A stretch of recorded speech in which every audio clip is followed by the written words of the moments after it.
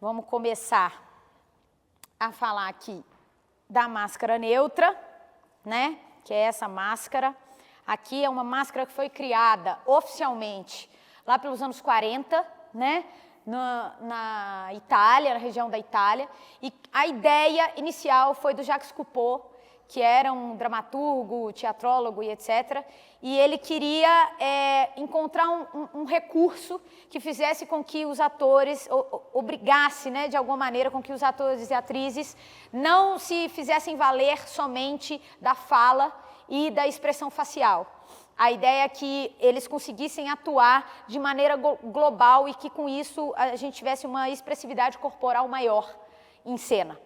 Então, essa foi uma ideia, e aí ele conversou mais ou menos nessa mesma época aí com o outro Jacques, que é o Jacques Lecoq, e eles dois procuraram, o Jacques Lecoq já tinha escola, que existe até hoje, né, na Europa, e eles conversaram ali com Amileto Sartori, que era um artesão de máscaras, né, ainda é a maior referência mundial de artesania, enquanto máscaras para a cena, que não é uma máscara para pendurar numa parede, é uma máscara para servir a cena.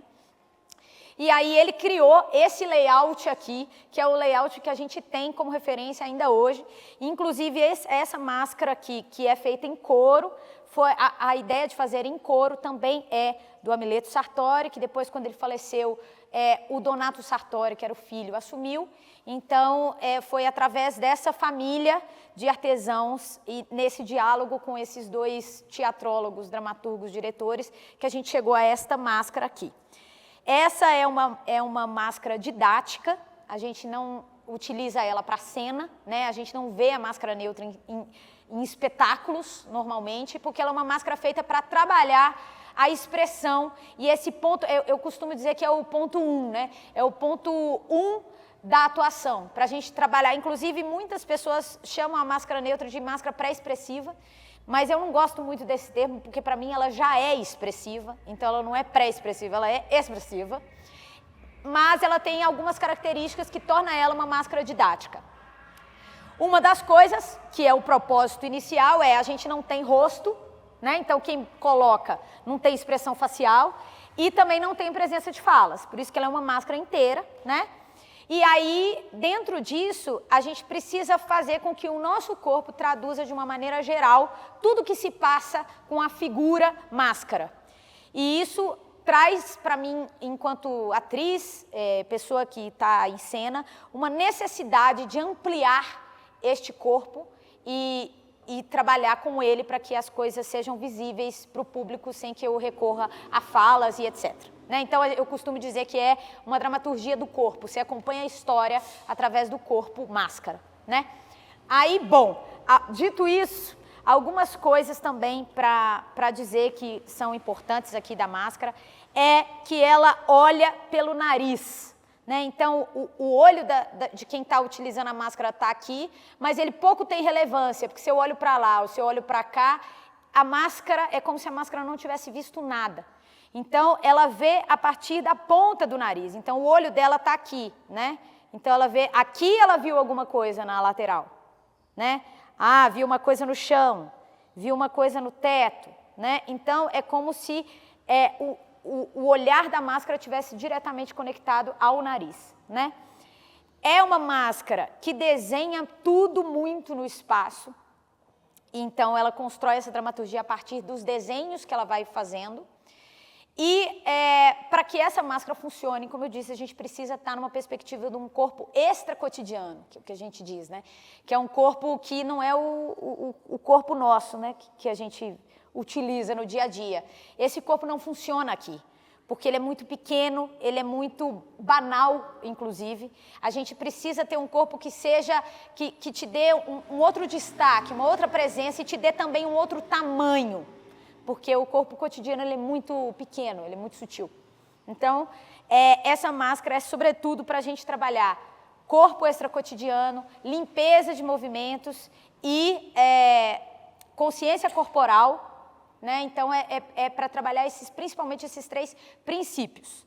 E aí eu vou falar mais um pouco, mas antes vou só mostrar uma coisa que eu gosto, que falando um pouco da coisa da artesania, é uma das máscaras, é a máscara considerada mais difícil de ser feita, porque é muito difícil a gente buscar um corpo neutro, né? E, portanto, uma expressão neutra, porque aqui trabalhamos exatamente isso. É um corpo que está em cena, que está em ação, que está vivo, porém não é nenhum personagem, não é alguém em específico, ele é neutro. Então, é muito difícil fazer uma máscara que seja de verdade neutra, né? E aí eu gosto de mostrar aqui que a gente tem aqui uma máscara feita por outro artesão, que também é uma ideia de máscara neutra, mas vejam o quanto que uma é infinitamente mais neutra do que a outra.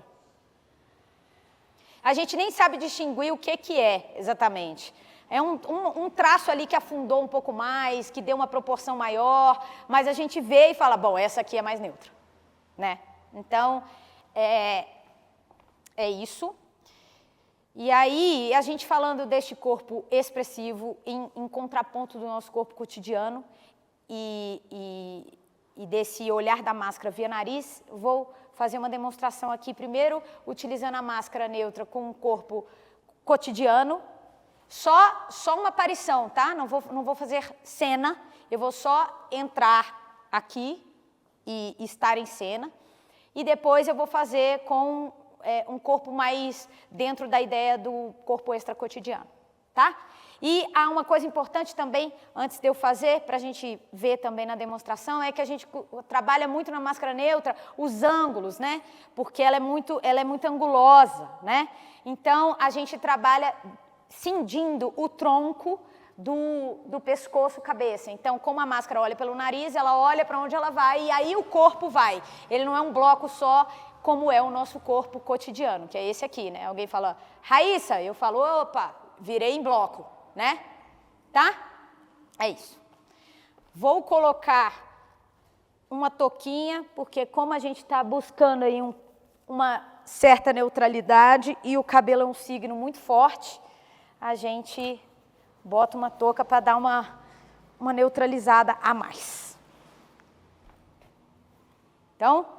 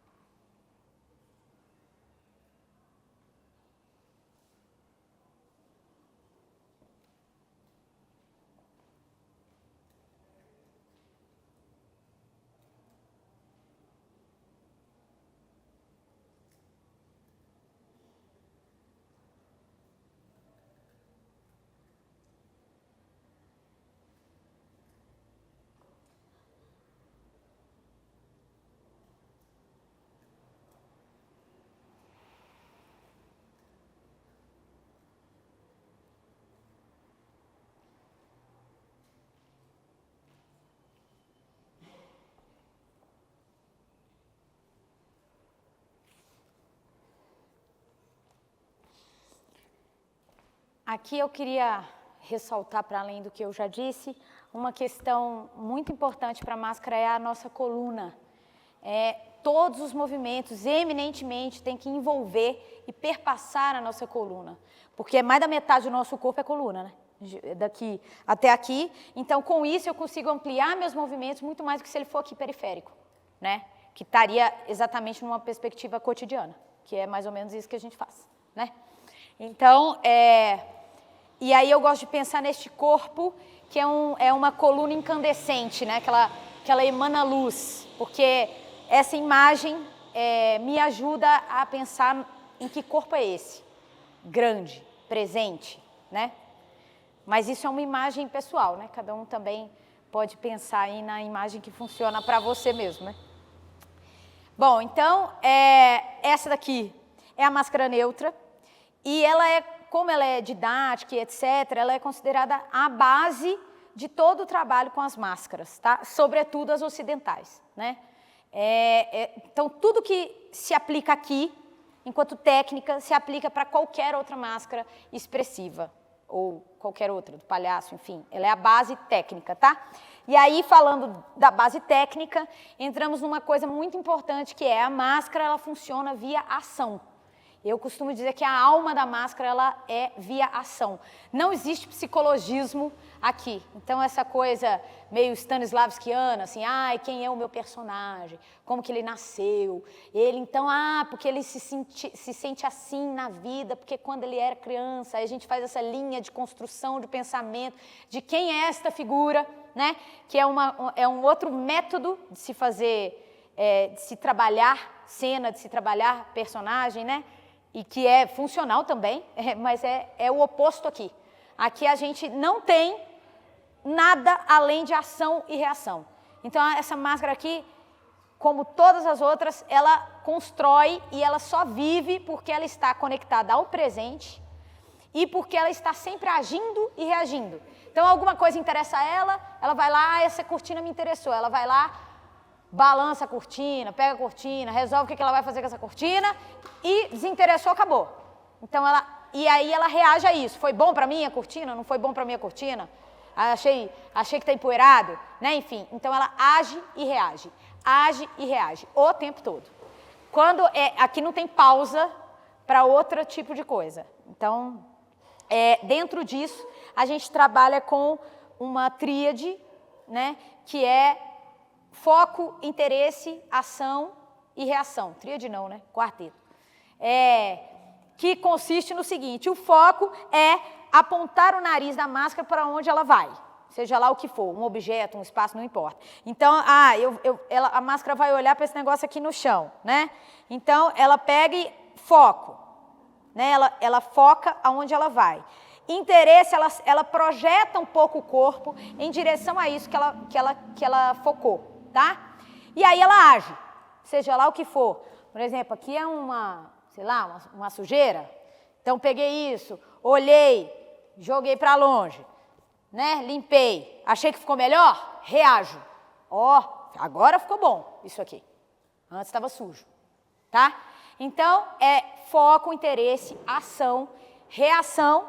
E dentro disso a gente inclui também a triangulação, que nada mais é do que você compartilhar com o público o que está se dando nessa cena aqui que a gente está fazendo. E tecnicamente falando, é só um olhar para o público. Então, por exemplo, vou lá de novo no exemplo da sujeira, né? Foco, né? Aí eu olho para o público. Porque aí eu falo, oi público, vocês viram o que eu vi? O foco é para isso, a triangulação é para isso. É para trazer o espectador para dentro da cena, sem que eu tenha que falar nada. Eu só estou conduzindo o seu olhar para a minha narrativa, a partir disso, né? Então, olho, público, e aí sim eu vou desenvolver o que eu quero fazer. Então, a gente triangula sempre que nós temos um dado novo na cena. Encontrei um objeto, triangulo. Aconteceu um acidente, triangulo. Toda vez que é um dado novo, a gente triangula. Que é só isso, né? Olho para a coisa, olho para o público. É isso só, tá? Então, foco, interesse, ação, reação. E a triangulação toda vez que a gente tem um dado novo, certo?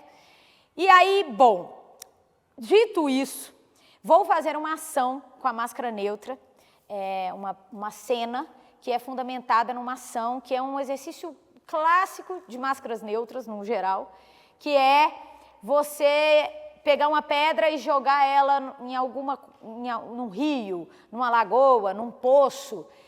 Essa é a ação, pegar uma pedra e jogar numa coisa de água. E aí essa coisa de água você pode também definir o que você quer. Pode ser uma pinguelinha, pode ser uma cachoeira, enfim. Tá?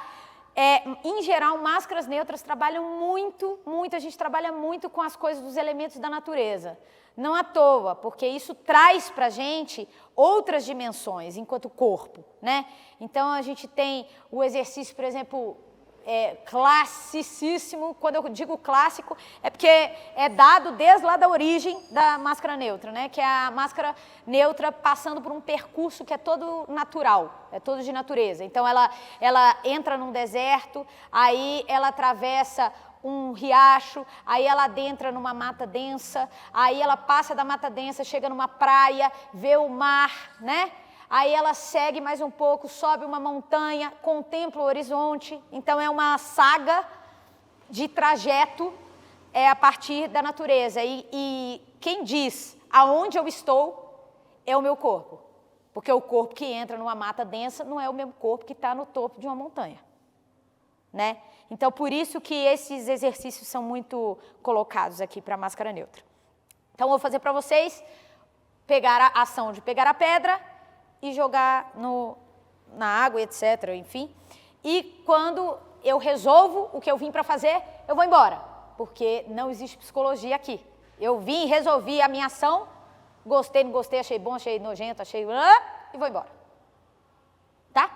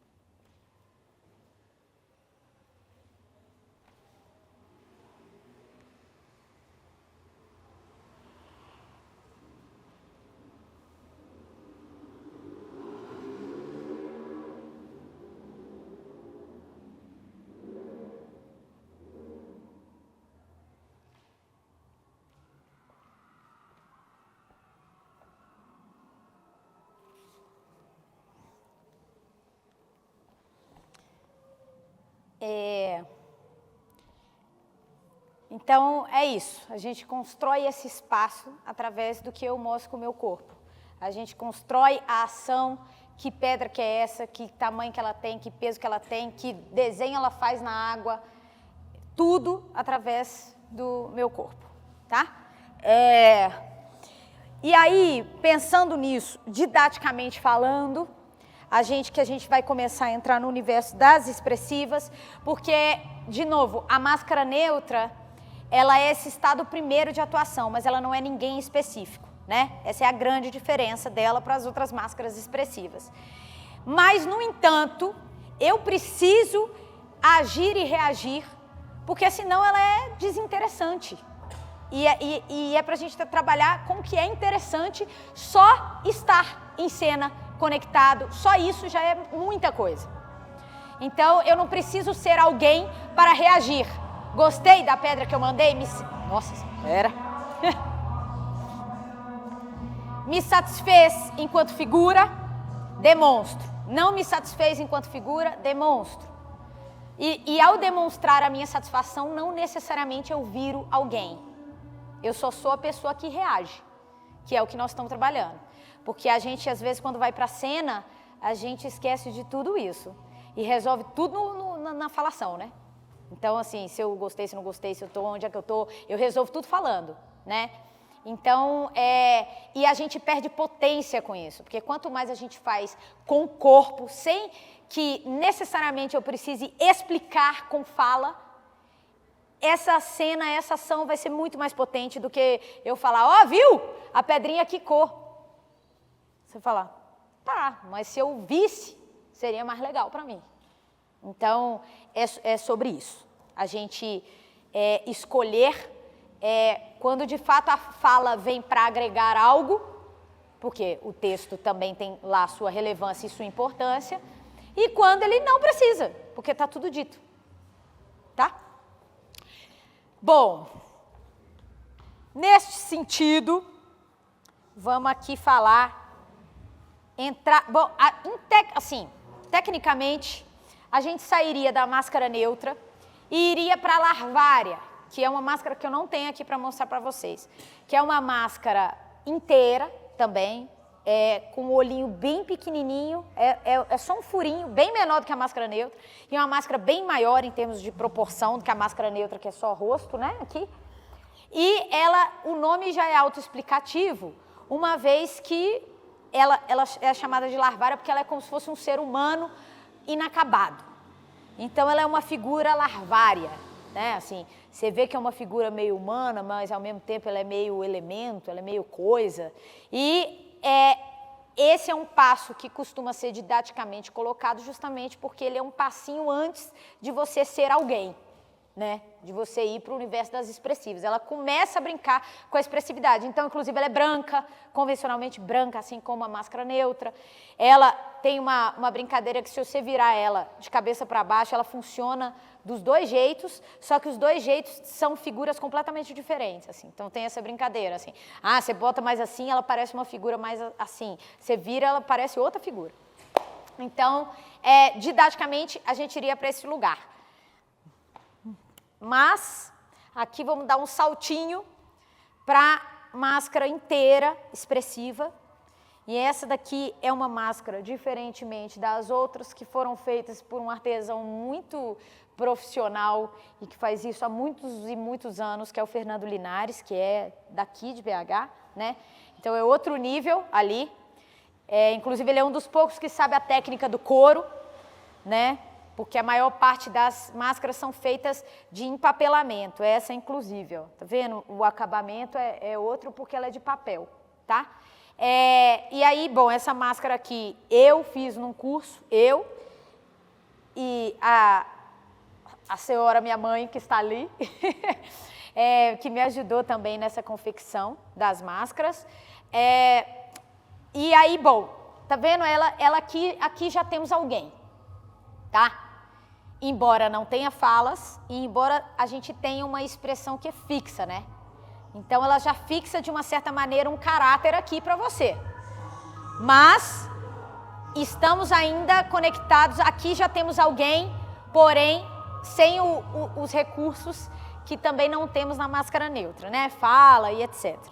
E aí, vejam que ela é uma máscara bem grandona, que também vai um pouco de quem fez e até de linguagem. Tem uma companhia alemã que trabalha essencialmente com máscaras inteiras e expressivas, que é o Family Floss, e eles são cheios de vídeo no YouTube, é muito legal de ver. O que é esse lugar de você fazer um espetáculo sem uma palavra com figuras mascaradas, né? Então, quem quiser, dá uma bisolhada lá depois, que é muito legal. E aí são essas máscaras grandonas que o ator, a atriz, eles viram quase uns bonecos, né? Quase transformar em marionete, assim. Bom, então é essa máscara aqui, portanto não é profissional, porque, né, fomos nós que fizemos, mas já dá pra gente brincar e ver. Então, é isso. Vamos ver. Aí, bom, didaticamente falando, inclusive, eu poderia trazer outras ações conforme a máscara que eu utilizo. Mas eu acho que é mais interessante para vocês fazerem o exercício de comparação entre as diferenças entre as máscaras e os caráteres e etc., se vocês verem a mesma ação. Então, agora eu vou fazer, aliás, vou fazer com todas, tá? A mesma ação de jogar a pedra na lagoa, tá? Só que agora sendo alguém, que é esta figura aqui, tá? preciso. Quando a gente tem, eu gosto de mencionar isso também, que às vezes a gente pega uma máscara que ela não serve, ela não se ajusta tão bem no nosso rosto, porque cada um tem um tamanho de cabeça, um tamanho de rosto, né, um nariz mais largo, um nariz mais fino, uma boca, enfim. Então a gente usa espuma normalmente. Normalmente, ó, aqui tá até marcado, tá vendo? Porque normalmente a gente põe a espuma na testa para ajustar melhor. Às vezes ajusta no elástico também, mas normalmente é via espuma mesmo. E aí a gente põe para ela ficar mais confortável, que quer dizer, não ficar colada na cara, que isso não é bom, nem para cena, nem para de jeito nenhum. Então ela nem fica colada na cara e nem ela fica com distância também, que parece que tem um abismo entre quem está usando e a máscara que vocês estão vendo, tá? Então aqui vou botar uma aqui. E vou colocar também um acessóriozinho, uma vez que agora a gente começa a compor uma figura em específico.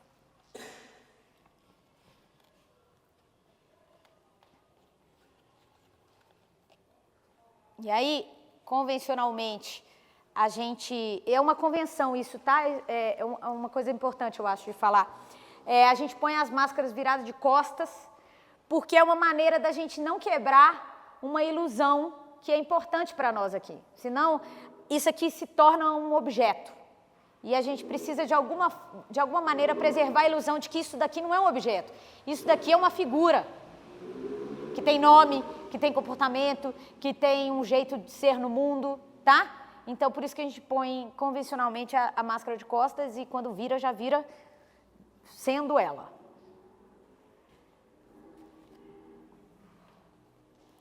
E aí, aqui, uma vez que a máscara é quem nos dá o dado de que corpo é esse, que corpo que tem esse rosto aqui. Esse exercício é um exercício de observação. Eu observo a máscara, suas linhas, né, cor, tudo. Absolutamente tudo. Ela é uma máscara que me diz se ela é mais jovem, se ela é mais velha, se é um homem, se é uma mulher. Então, eu observo isso e, à medida que eu observo, eu vou imprimindo um pouco dessa expressão e, portanto, desse caráter no meu corpo. Tá? Então, eu viro de costas, tenho esse trabalho aqui, depois eu visto a máscara e entro, tá?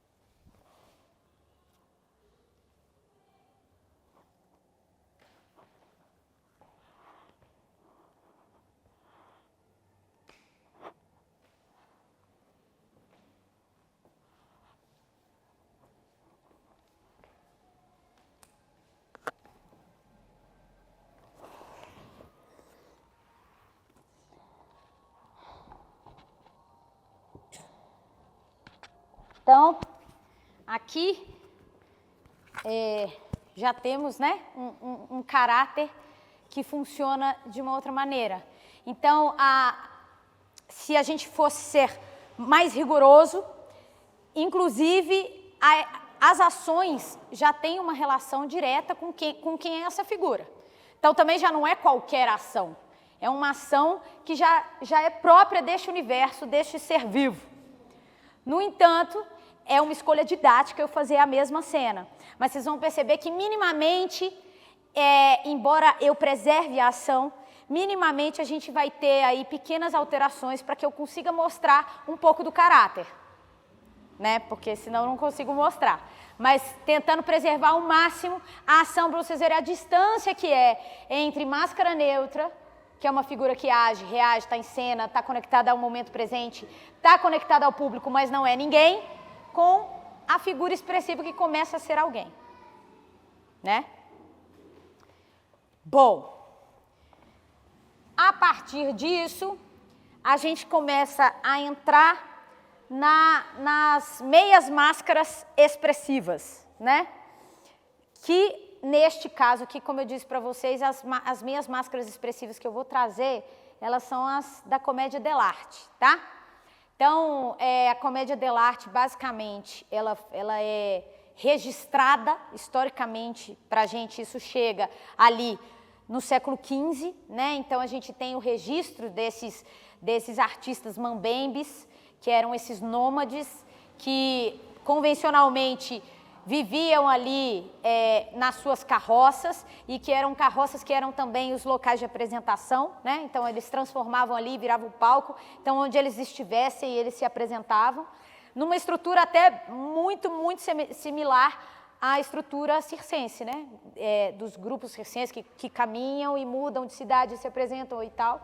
Então, são os primeiros registros, mas é aquela coisa, né? O registro sempre chega depois do fenômeno. Então, assim, ao que tudo indica, já existiam figuras que trabalhavam, artistas que trabalhavam com as máscaras em outros contextos, em feiras, etc. e tal, mas esse ficou marcado como lugar convencional, assim, a partir do século XV. E aí temos uma estrutura muito diferenciada desse tipo de teatro, que ele inaugura algumas coisas completamente diferentes para a época e que são marcantes nesse tipo de linguagem. Uma que era muito a relação dos atores e atrizes a partir dessa grande expressividade, até porque estamos falando aí de uma época que não tinha nem energia elétrica. Então, uma das explicações que se faz historicamente para a presença do objeto máscara para os atores era por isso, porque eu não conseguia ver a pessoa. Então, se eu boto uma máscara, isso eu consigo visualizar melhor aquele personagem, aquela figura.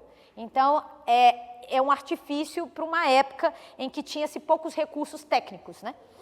Então, são figuras mascaradas, que trabalham ali com os esquemas de Canovatio, que é uma ideia de cena crua. É como se eu tivesse um esqueleto de ações, reações e relações de personagens, mas o grosso a gente improvisa. Então, eram cenas que trabalhavam muito o improviso com os atores, e ainda hoje, essa é uma grande questão da comédia dell'arte, né? E ficou muito famoso, foi um grande sucesso, um grande sucesso, porque pensa, nós estamos falando do negócio do século XV, 2026, sabe? Então, assim, é um grande sucesso e já eu falo por que eu acho que é um grande sucesso, inclusive. Aí, aqui a gente precisa entender inicialmente um conceito que comédia dell'arte para falar, para denunciar uma estrutura de poder. Então, existem as figuras que são as que comandam a sociedade, que detêm poder econômico e de status, e quem é a ralé. Porque isso daqui é para brincar com essa ideia capitalista de estrutura de sociedade, tá? Então, dentro disso, isso é muito importante para a gente entender quem são e as relações que vão se dar depois, quando a gente vê 2, 3 figuras em cena ao mesmo tempo, tá? E aí, bom, vamos começar o topo da pirâmide, que são os velhos, que são as figuras que dominam economicamente uma sociedade capitalista. Esse aqui é o Pantalone, que é, de todos, o que tem maior status financeiro. Então, ele, em geral, em todas as estruturas de cena, ele é o patrão. Então, ele é esse arquétipo do patrão. E aí, vamos pensar na ideia de arquétipo. O que é o arquétipo? Que é diferente de personagem. Personagem, ele é muito individual.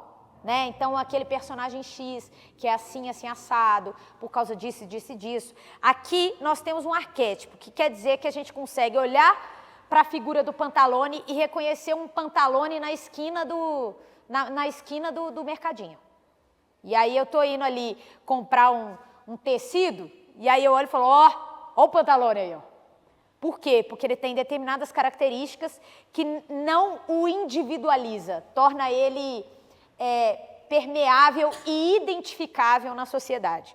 Então, aqui temos essa sátira do patrão, e ele tem como arquétipo duas coisas muito importantes aqui. Uma é que ele é muito suvina, então e ele adora dinheiro. Então, ele é essa figura do patrão que quer sempre ganhar muito dinheiro e quer gastar muito pouco. Então, ele é a figura que precariza o serviço dos próprios funcionários. Ele é essa figura, porque, afinal de contas, para quê, né? Vai sobrar mais se eu não tiver que pagar todos os direitos. Assinar uma carteira? Péssima ideia, né? Então, é esta figura. E ele tem uma coisa, num geral, todos os velhos têm, mas em Pantalone é mais forte, é mais expressivo. A coisa de ser de ter a coisa da sexualidade de modo muito expressivo. Então, ele é um velho tarado, né? Então, claro que assim, conforme quem faz a máscara, de uma certa maneira, você empresta um pouco do seu universo, do seu corpo, para isso aqui. Então, de alguma maneira, você pode trazer uma característica ou outra, um jeitinho ou outro de Pantalone, que vai ser seu. Então, assim, o Pantalone que eu criar, não vai ser o mesmo que você criar, jamais. Porém, a gente não pode mexer na espinha dorsal do arquétipo. Então, não importa o que você bote no seu Pantalone e eu no meu. Mas ambos têm que ser suvina, gostar de dinheiro, e tem que ser. Senão, não é Pantalone. Aí é outra coisa. Né? Então, a gente precisa preservar o cerne do arquétipo, para que ele não deixe de ser quem ele é. Né? E aí, dentro disso, eu digo por que eu acho que Comédia dell'arte é um grande sucesso. É porque a gente consegue justamente identificar essas figuras no mundo. E como é uma sátira, a gente vive achando essas figuras. E aí é engraçado, né? Que aí você fala, olha lá, não querendo pagar o negócio, Pantalone. Né? Então, é por isso que ela funciona. Porque aí em qualquer sociedade capitalista, e é importante dizer isso, porque para a gente discutir poder neste formato, é importante que seja uma sociedade bastante capitalista, mas a maioria é, né? Então, a gente consegue identificar quem são essas figuras. Então, esse aqui é Pantalone. Aí temos Dottore, que é a sátira do acadêmico, né? É a figura que é arrogante, porque ele quer demonstrar que ele sabe de tudo, e só ele que sabe de tudo, o resto do povo, tudo é burro. Tudo é burro.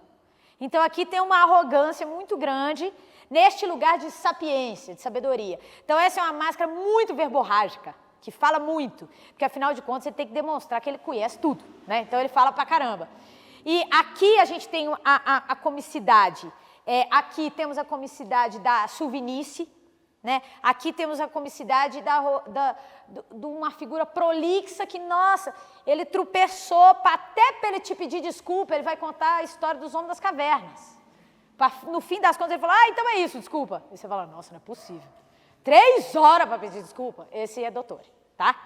Então, ele é esta figura, e aí temos uma coisa que é o que eu estava falando, de como que a máscara vai contando um pouco da gente, assim como o Pantalone, tá vendo? Ele tem rugas maiores, então a gente entende que essa figura aqui é mais velha, porque ela está me dizendo isso, do que essa, né? Isso aqui talvez meia-idade, né? Uma coisa mais nesse sentido. E aqui a gente tem o que a gente chama de máscara de assento, que é testa e nariz, que são poucas que são nesse formato. Então, tem mais parte do corpo à vista, do rosto, né, à vista. E vejam que a máscara do doutor, ela é sempre textuda, porque ele é inteligente. E isso é uma coisa importante. Doutor, ele pode falar, nossa, ele pode falar 4 horas do espetáculo. Se você jogar tudo que ele falou no GPT, vai estar certo. Porque ele não fala mentira. Até porque, imagina, né? Ele não precisa. Né? Então, esse é doutor. Aqui temos o seu Tartaglia, que é o mais velho de todos, como a máscara já demonstra, né? E o seu Tartaglia, ele é gago e míope. E por isso que ele tem esse olhinho assim, né? E ele é uma máscara que a comicidade está muito nesse lugar, porque ele é muito míope e ele é muito gago, então ele tropeça, ele bate nas coisas, ele demora para falar, e aí é isso, vai falar com o Pantalone fala, meu Deus, eu vou matar ele, porque ele demora 3 horas para falar, porque ele engasga, entendeu? Então ele irrita as outras máscaras, porque ele tem essa questão. E assim, aqui também temos uma coisa que eu gosto de falar que é importante, que de uma certa maneira a gente brinca aqui a gente vai vindo num crescente de noção de ética, tá? Aqui é 0 noção de ética.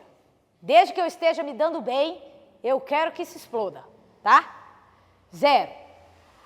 Aqui nós temos uma média noção de ética, porque ele não vai fazer um negócio que pode, por exemplo, acabar com a imagem dele. Jamais. Mas se talvez ele pudesse dar bem sem ninguém ficar sabendo, aí talvez, tá? E aqui nós temos o seu Tartaglia, que é, de uma certa maneira, o mais justo dos 3. Embora não seja bonzinho, tá? Não tem bonzinho aqui, não. Aliás, não existe isso aqui, tá? Ele não é bonzinho, mas ele é um pouco mais justo. E, a partir disso, a gente tem esse brincar de que a justiça é gaga e míope, né? Então, o que é mais justo é o mais debilitado. Nesse sentido. Aqui, bom, aí são os patrões, tá? Temos aqui também, aí entramos na categoria dos servos. O primeiro é o dito primeiro Zani, que é o Brighella, tá? Ele é um serviçal, mas ele é um serviçal muito astuto, muito. E ele tem vejam que a máscara traz um pouco essa coisa de... Ele é sorrateiro, ele está sempre à espreita. Então, ele sabe onde mexer e como mexer com cada um desses aqui.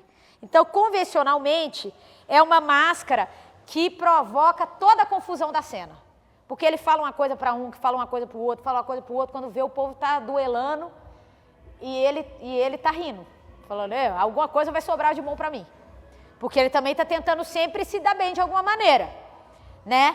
Mas com a sapiência dele, com a inteligência dele. Então, este é o Brighella, que é convencionalmente o armador dos quiprocós, né? Que a gente chama, as confusões da cena. Eu gosto de pensar, mas aí é um pouco tá? Eu gosto de pensar que o sonho do Brighella é ser um Pantalone, mas jamais será.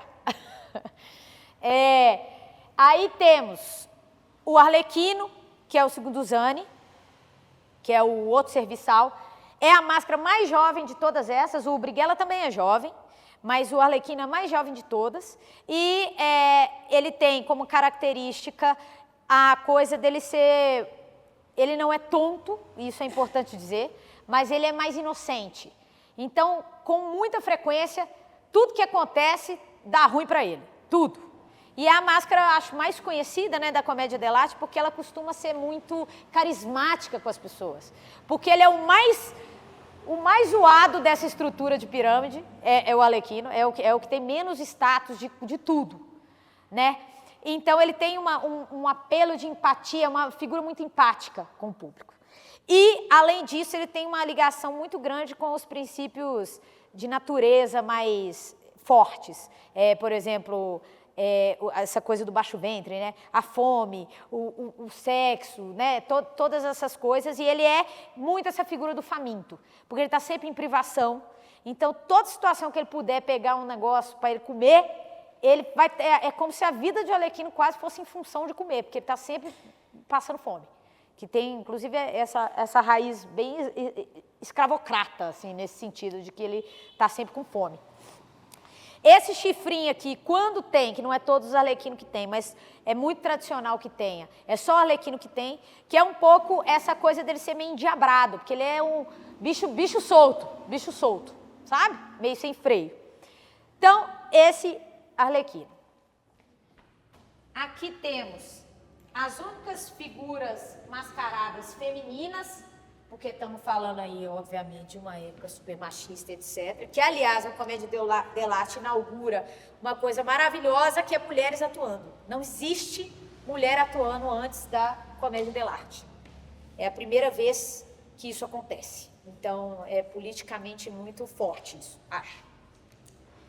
E aí, bom, aí temos essa daqui, a Pasquela, é uma serviçal também, mas ela é uma velha anciã, né? Então, ela tá aí na categoria dos velhos, né?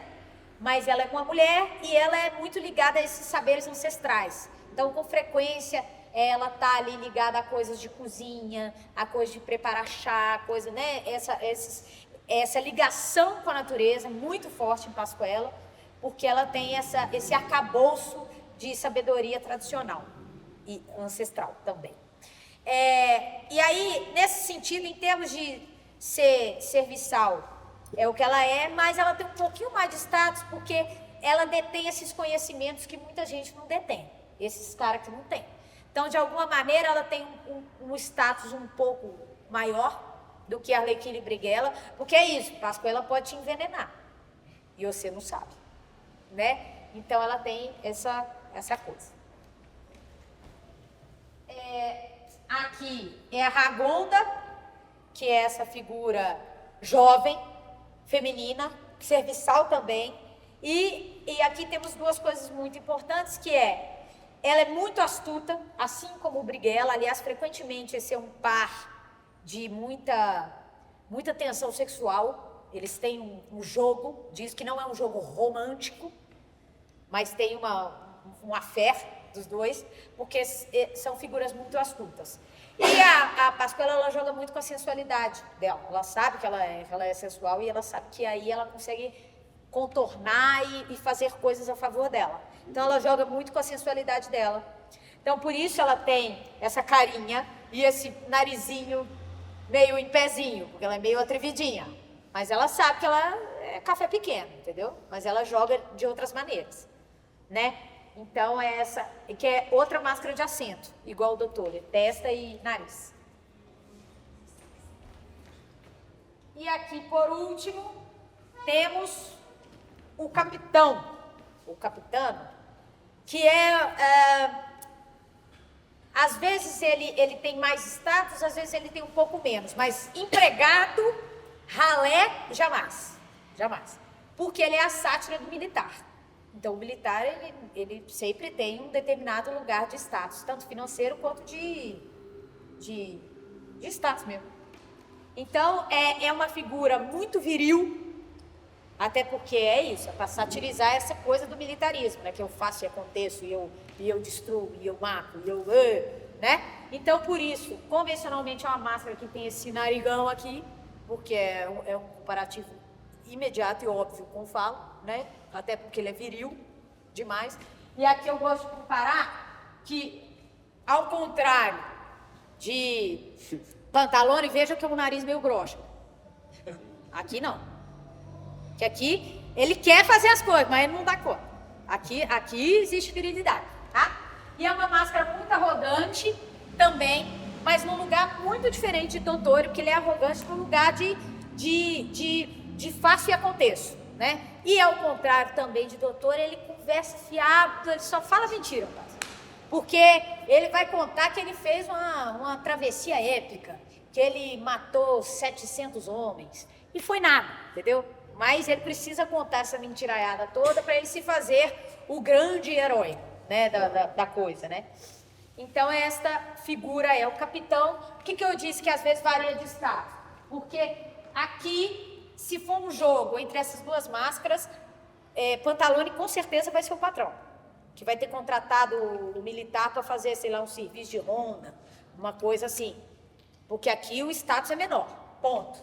No entanto, se eu pego aqui, temos um jogo clássico, inclusive, entre, por exemplo, um sargento e um soldado raso, né? Então, ele dá uma flutuada nesse sentido.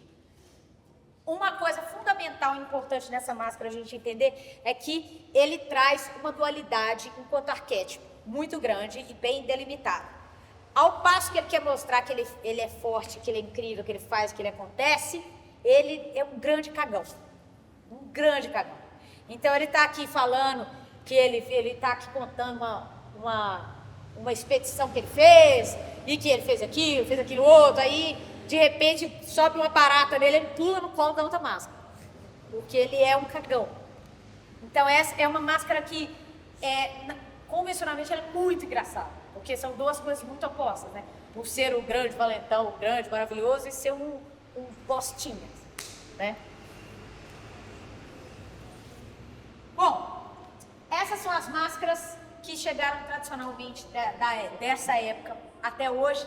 E aí, também, só para não deixar sem dizer, temos aqui mais duas figuras que são figuras que não usam máscara, que tinham nos espetáculos, que eram os enamorados, que era sempre um casal, um homem e uma mulher. E aí eles tinham normalmente uma relação de romance e tal, e era a parte lírica do espetáculo. Então, assim, que essas máscaras são todas muito grotescas. Então, quem trazia a parte de lirismo, de poesia, eram os enamorados. Então, recitava-se poesia, e toca um instrumento, e, né? Era essa parte do belo, para ser um contraponto disso aqui. A técnica é a mesma, não utilizava máscara, mas foco, interesse, ação, reação, componência cotidiana, tudo tem que estar lá, que senão não é máscara. Só não botava máscara, até porque estamos falando aí de pessoas que eram de fato bonitas. Então, uma época que isso atrai público, atrai até hoje. A gente tem a novela aí para demonstrar que existe a importância do mocinho e da mocinha, que são figuras bonitas.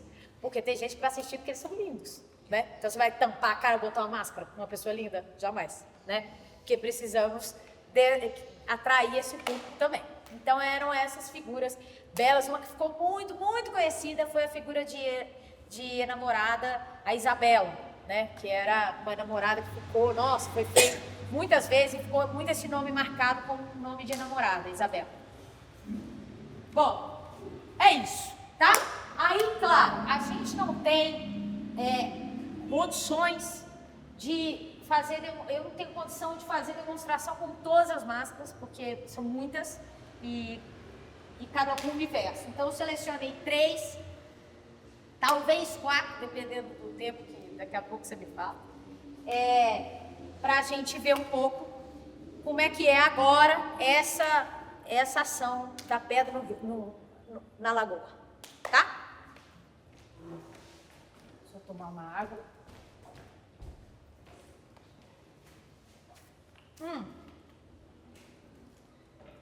E aqui está implícito, mas eu vou falar, aqui necessariamente temos a fala incluída. Então, além de ter tudo que tem na máscara neutra, tecnicamente falando, agora eu tenho um dado a mais que é o caráter, um dado a mais que é a fala. Então, tudo isso eu tenho que juntar tudo e de alguma maneira você tem que estar presente. Porque essa máscara não existe muda. No mínimo ela emite som. Mas muda, esquisitíssimo. Porque ela é meia máscara que é para você falar.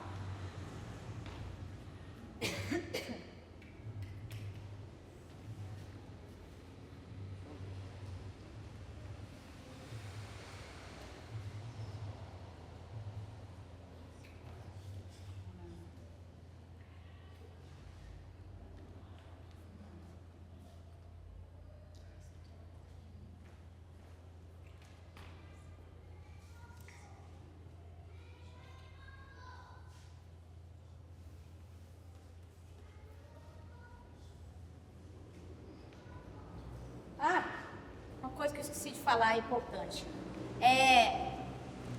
Como essa figura aqui, ela tem um status também, né, como eu disse, tradicionalmente é um homem gordo, o doutor, tá? E ele é glutão, então ele gosta muito de comer, mas sempre comendo coisas de requinte, claro. Não é um arlequino que vai comer qualquer coisa, até do chão ele pega, tá? Então aqui tem essa característica também que é importante.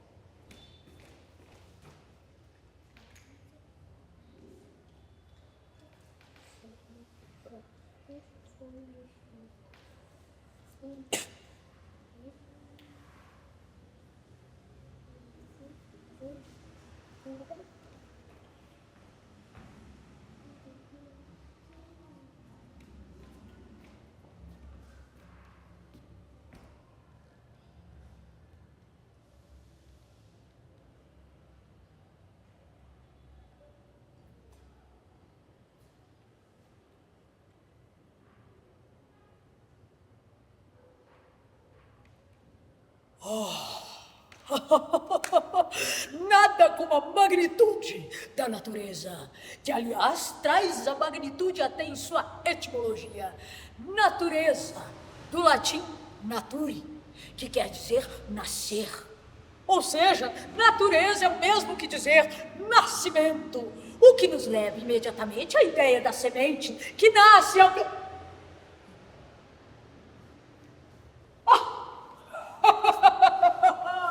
Ora, vejam, tinha uma pedra no meio do caminho. No meio do caminho tinha uma pedra.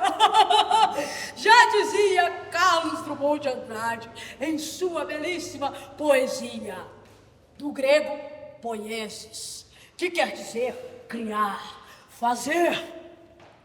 E já que a poesia nos convida a fazer, vamos fazer uma demonstração prática das leis de Newton. Se pegarmos um artefato pequeno, achatado e leve e projetarmos diretamente sobre a superfície de um aquífero de proporções robustas, caímos diretamente na primeira lei de Newton, a inércia, que diz que um objeto não é interrompido em sua trajetória bruscamente. Ou seja, se eu conseguir jogar esse artefato na velocidade correta, na superfície ideal, este objeto irá quicar sobre a água, fazendo pequenas parábolas, enquanto perde velocidade. Enfim, quando perder completamente a velocidade, ele mergulha e cai diretamente na lei gravitacional, também de Newton, que diz que um objeto de massa menor, no caso a pedra, estão me acompanhando? Não. No caso a pedra, jogado para cima de um aquífero, no caso a lagoa, esses objetos de massas irão se atrair mutuamente, porém a massa menor da pedrinha irá atrair diretamente para a massa maior da nossa lagoa. Que beleza! Nossa, me dei conta agora, acho que falei tanto de massas que me deu uma fome. Acho que vou até o restaurante italiano mais próximo. Afinal de contas, um homem precisa nutrir-se de ciência, de poesia, mas também de uma boa carbonara. Ai, uma carbonara com queijo ralado em cima, que maravilha!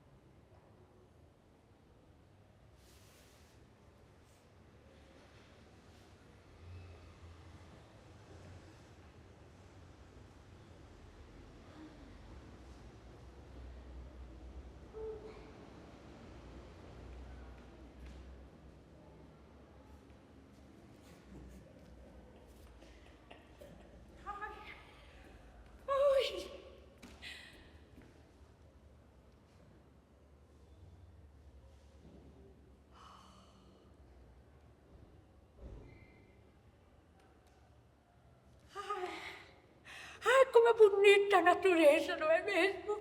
Toda vez que eu venho, eu me sinto revigorada, emocionada.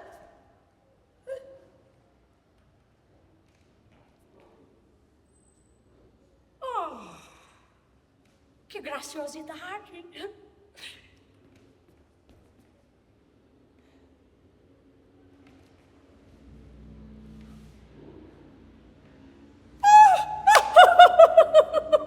Não é que eu ainda sei fazer isso? Muito bem! Quando eu era menina, eu fazia e todos os meus coleguinhas me aplaudiam. Salve, mamãe Oxóssi.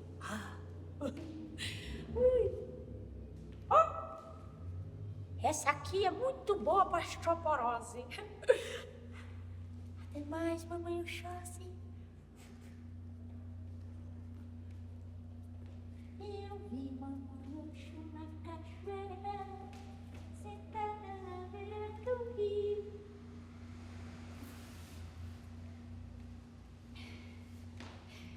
Troquei a casa, Alexandre.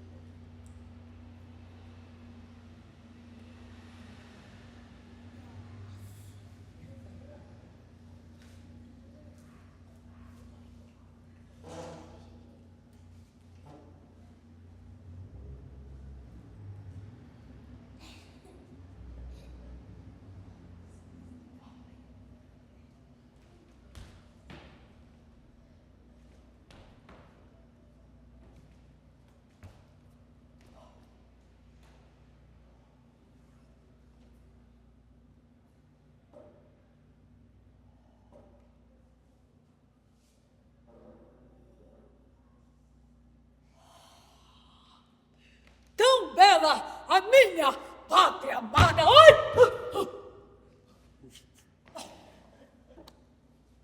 Como ousas, sua pedrinha insolente, tentar machucar um general condecorado?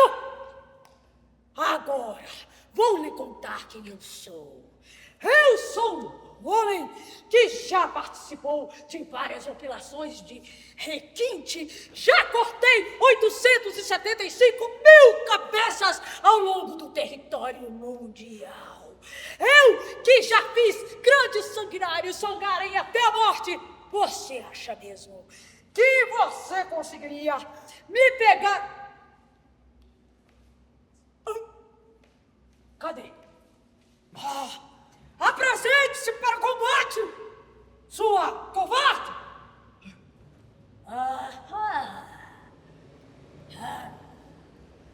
Você achou realmente que conseguiria utilizar da estratégia de camuflagem comigo?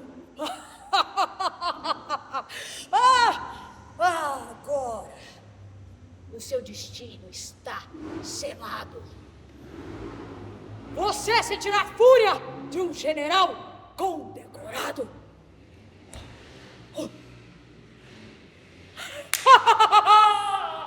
Morra agora, afogada!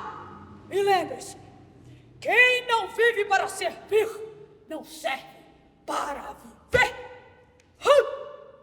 Os filhos desta história são gente, pátria nova, Brasil.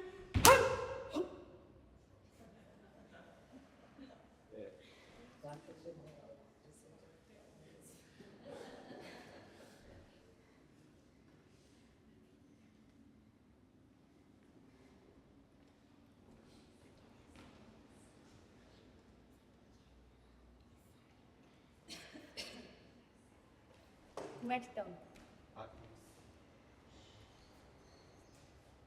4h25 já.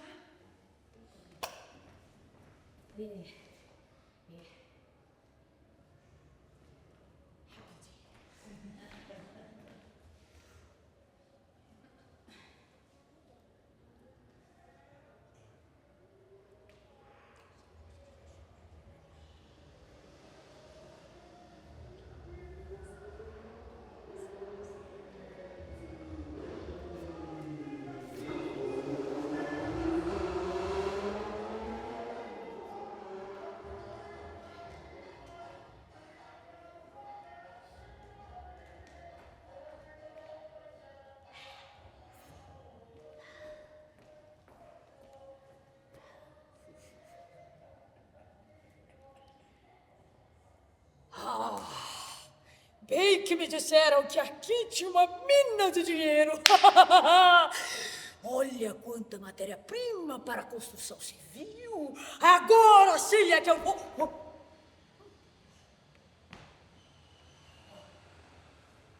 Vamos fazer um teste de qualidade.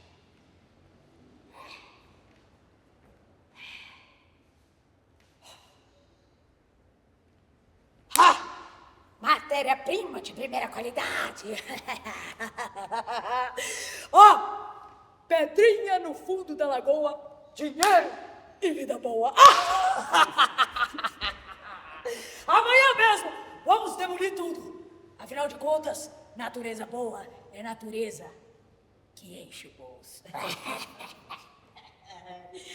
Telecena, eu vou ganhar.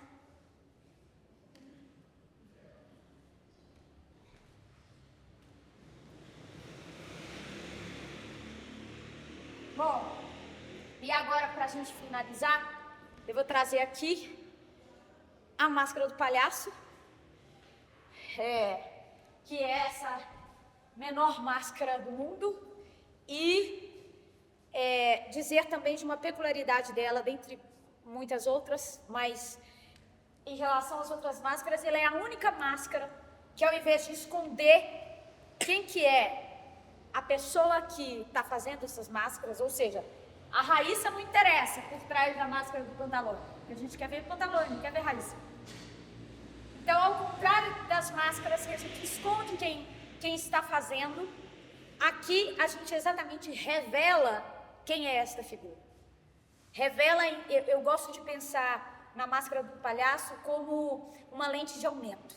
Então, ela quer dizer, em grandes proporções, quem é a Raíssa, em sua grande extensão de humanidade, né? E entendendo a humanidade na perspectiva que ela tem, que todos nós temos sentimentos e emoções que são nobres, e sentimentos, emoções e comportamentos que são ridículos, que são inadequados, que são ruins em termos de julgamento, né? Então, a máscara do palhaço, ela vem para revelar a humanidade em sua máxima potência, tá? Bom, a minha palhaça é a Faísca, e aí eu vou brincar um pouco nessa lógica aqui da pedra, tá?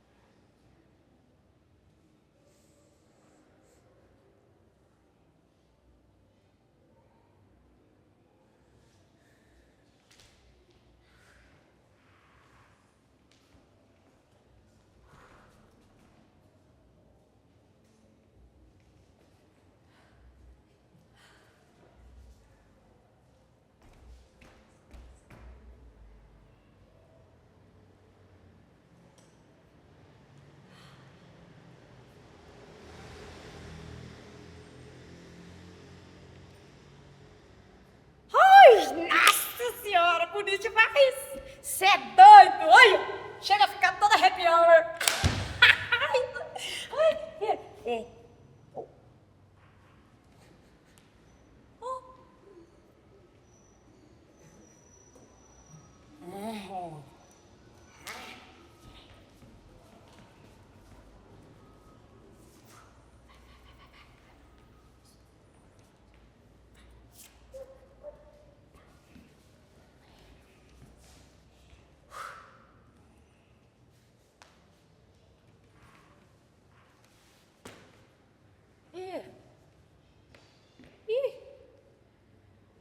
Deu bom não.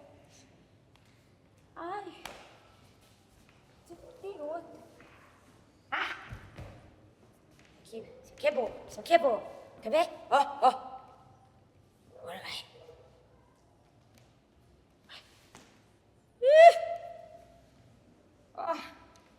Amei. Fiquei toda arrependida.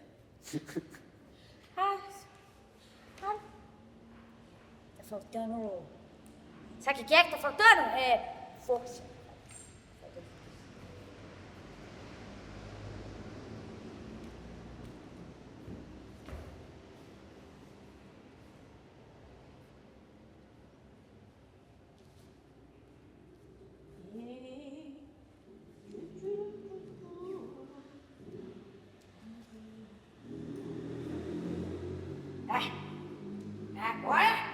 Agora vocês vão ver suas pedrinhas.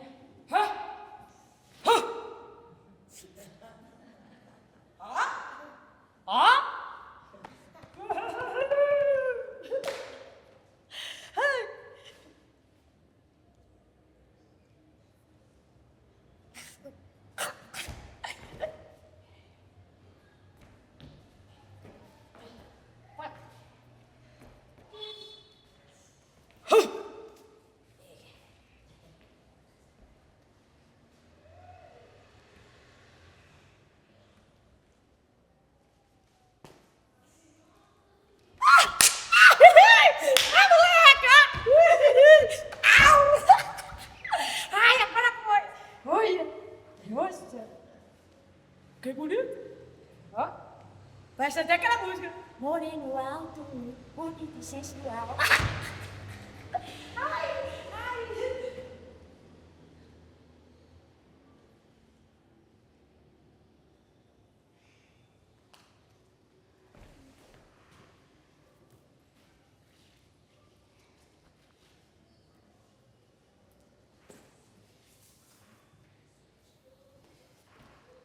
Bom, então essa foi a nossa aula palestra. Tentei dar conta aí o máximo possível da base técnica e das características principais das máscaras que eu demonstrei. E é isso, né, gente? Isso aqui é um campo de estudo vasto e muito potente em termos de expressão do corpo. E foi um grande prazer dividir com vocês essa minha paixão por esse universo de máscaras, que eu acho muito potente, eu acho muito divertido, e a gente se apaixona um pouco por todas as figuras, né? Então, acho que essa é uma grande potência das máscaras, quando elas são máscaras que funcionam cenicamente, né? Então, é isso. Queria agradecer muito a presença de todo mundo e desejar que vocês tenham também um domingo. Hoje é domingo? Um domingo muito bom. Obrigada.